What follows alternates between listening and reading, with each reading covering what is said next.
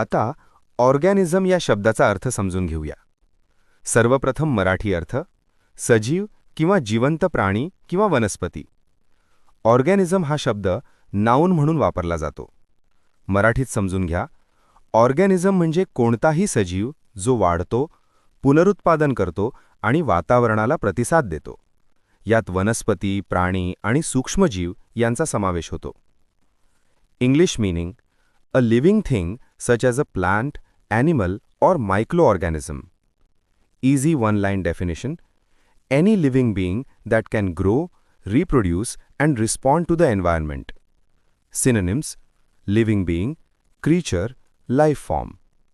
हे शब्द सजीव किंवा जिवंत प्राणी, वनस्पती दर्शवतात. Antonyms: non-living thing, object. हे शब्द निर्जीव वस्तू किंवा निर्जीव दर्शवतात. आता उदाहरणे पाहूया. Every organism needs water to survive. प्रत्येक सजीवाला जगण्यासाठी पाणी आवश्यक असते. इथे ऑर्गॅनिझम म्हणजे कोणताही सजीव जे जगण्यासाठी पाण्याची गरज असते. आता मित्रांनो, थोडा विचार करा.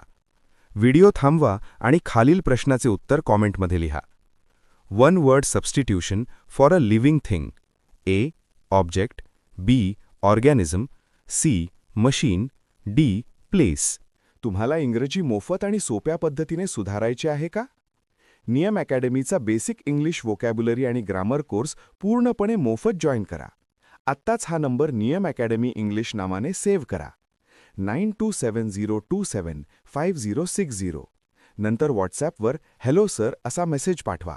दररोज व्हिडिओ प्लस MCQ सराव मिळवा. नंबर सेव्ह केल्यावरच लिंक उघडतील.